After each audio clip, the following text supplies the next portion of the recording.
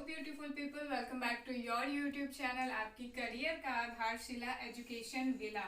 तो जैसे कि आप लोग जानते हैं कि हमारा चैप्टर क्या चल रहा था, हमारा चैप्टर चल रहा था nature and purpose of business, which is the first chapter of BST class 11। ये बीएसटी क्लास 11 का फर्स्ट चैप्टर है, जिसमें हमने ये देख लिया था कि कॉमर्स क्या है, कॉमर्स की हिस्ट्री क्या है, कैसे कॉमर्स ने डेवलपमेंट किया। फिर हमने देखा कि बिजनेस क्या होता है, फिर हमने देखा ह्यूमन एक्टिविटीज क्या होती है और उनके टाइप्स क्या होते हैं। तो आज अगेन हम एक कंपैरिजन चार्ट करने वाले हैं, किसका? Comparison of economic and non economic activities. जो हमारी ह्यूमन एक्टिविटीज होती है उसी का टाइप होता है economic and non economic activities. तो आइए एक एक करके स्टार्ट करते हैं। तो मैंने आपको हमेशा बताया है कि आप 11, 12, BA, MA के अगर बच्चे हैं तो आप 2 पार्ट्स में कभी भी चीज़ों को कंपेयर नहीं कर सकते। आपको हमेशा 3 पार्ट बनाना है। पहला, आप किस बेसिस पे उसको कंपेयर कर रहे हैं, and the remaining 2s are आप किस किस को कंपेयर कर रहे हैं। तो आइए देखते हैं। हमारा फर्स्ट बेसिस जो है दैट इज मोटिव। तो इकोनॉमिक एक्टिविटीज का मोटिव और नॉन इकोनॉमिक एक्टिविटीज का मोटिव क्या होता है। इकोनॉमिक एक्टिविटीज हम क्यों करते हैं? With the motive of earning money and creation of wealth. मैंने आपको कल ही समझा दिया था, इकोनॉमिक एक्टिविटीज वो एक्टिविटीज होती है जो कोई भी इंसान गुड एंड सर्विसेज को जनरेट करता है। क्यों? क्योंकि उसके बदले में उसे पैसे चाहिए, उसे इनकम चाहिए और उसे क्रिएशन ऑफ वेल्थ चाहिए। Now non economic activities, non economic activities का मोटिव क्या होता है? Social and psychological motive. Non economic activities में मतलब पैसे से नहीं होता, मतलब वेल्थ से नहीं होता है। इंसान को अपने सोशल और साइकोलॉजिकल मोटिव को फुलफिल करना होता है। जैसे कि मैंने आपको एग्जांपल भी दिया था कि हम टेंपल जाते हैं, टेंपल हम पैसे कमाने के लिए नहीं जाते, वहाँ हम अपने आत्मा की, अपने दिल की शांति के लिए जाते हैं। तो पहला बेसिस हमारा बहुत क्लियर है कि जो हमारा मोटिव होता है इकोनॉमिक एक्टिविटीज का, वो मनी क्रिएशन होता है, क्रिएशन ऑफ वेल्थ होता है। और नॉन इकोनॉमिक एक्टिविटीज अगर कोई कर रहा है तो वो अपने सोशल और साइकोलॉजिकल मोटिव को फुलफिल करने के लिए करता है।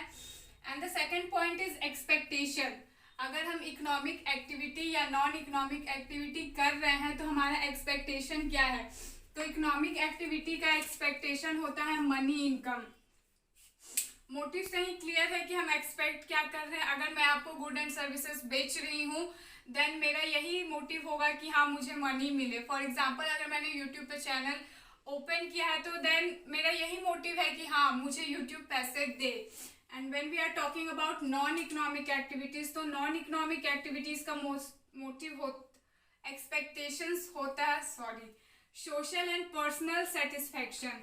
हम यहाँ अपने सोशल और पर्सनल सेटिस्फैक्शन को देखते हैं। फॉर एग्जाम्पल, अगर दुर्गा पूजा का चंदा काटा जा रहा है और सबसे 501 काटे गए हैं और मैंने अपनी खुशी से 1001 दे दिया है, तो सोसाइटी में मेरा एक नाम होगा कि हाँ सबने 500 दिया है और मैम ने 1000 दिया है। तो ये मेरे सोशल एक्सपेक्टेशन को फुलफिल करता है। एंड मेरे पर्सनल सेटिस्फैक्शन, जब 4 लोग मेरी तारीफ करेंगे, दैट तारीफ will definitely satisfy my personal satisfaction. So expectations हमारी क्या होती है कि मेरे सोशल और पर्सनल सेटिस्फैक्शन फुलफिल होना चाहिए। The third one is purpose. Purpose क्या होता है इकोनॉमिक एक्टिविटी का? तो इकोनॉमिक एक्टिविटी का सोल पर्पस है क्रिएशन ऑफ वेल्थ। जो लोग भी इकोनॉमिक एक्टिविटीज कर रहे हैं उनका यही मोटिव है कि मेरी जेब भरनी चाहिए, मुझे पैसे से मतलब है, दुनिया जाए भाड़ में। And what is the purpose of non economic activities? तो नॉन इकोनॉमिक एक्टिविटीज का पर्पस होता है साइकोलॉजिकल सेटिस्फैक्शन। मेरे अंदर जो विचार हैं या मेरे अंदर जो कुछ फीलिंग्स है मैं उसे सेटिस्फाई कर सकूं। फॉर एग्जाम्पल, आप एक जेब्रा क्रॉसिंग पे खड़े हैं, आपने देखा कि सामने एक सीनियर सिटीजन खड़ा है and he is not able to cross the crossing. तो आपने क्या किया? आपने बिना बोले ही उस सीनियर सिटीजन के पास गए और आपने रोड को क्रॉस करवा दिया।